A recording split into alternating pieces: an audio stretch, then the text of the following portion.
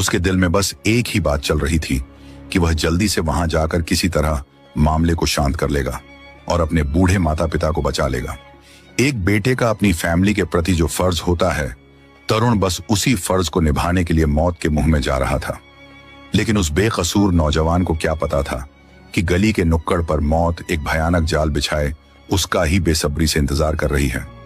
जैसे ही तरुण करीब 1 घंटे बाद अपनी बाइक से हस्तसाल की उस संकरी गली के पास पहुंचा, 10 से 15 लोगों की उस खून की प्यासी भीड़ ने उसे बीच रास्ते में ही चारों तरफ से घेर लिया।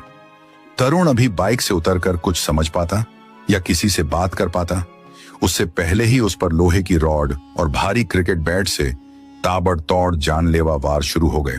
वह बिल्कुल अकेला था और उसके सामने खड़े हमलावर बहुत सारे और हथियारों से लैस थे। उन्होंने तरुण को बिना कोई मौका दिए बहुत ही बेरहमी से पीटना शुरू कर दिया और जब वह खून से लथपथ होकर जमीन पर गिर गया तो उस पर बड़े पत्थरों और सीमेंट की भारी ईंटों से भयानक हमला किया गया। यह सब कुछ तरुण के घर के ठीक बाहर गली में हो रहा था।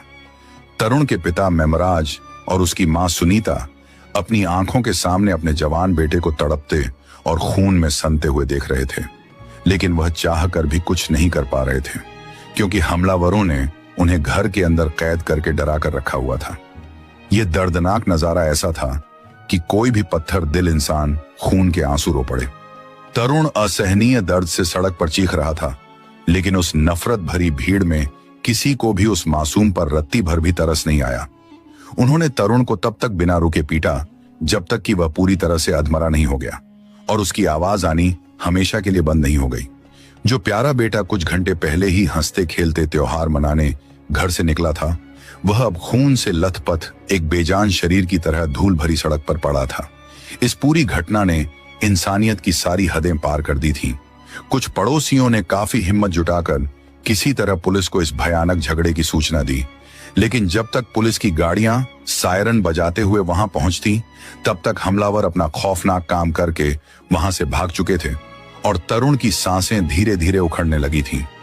यह सिर्फ एक जिस्म पर हमला नहीं था, बल्कि एक पूरे परिवार के सपनों और उनकी उम्मीदों का बेरहम कत्ल था, जिसे बहुत ही सोची समझी साजिश के तहत अंजाम दिया गया था।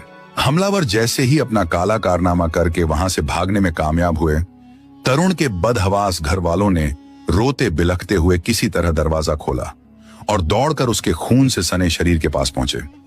उन्होंने बिना एक पल की भी देरी किए उसे उठाया और तुरंत जनकपुरी के पास स्थित एक बड़े हॉस्पिटल में लेकर भागे।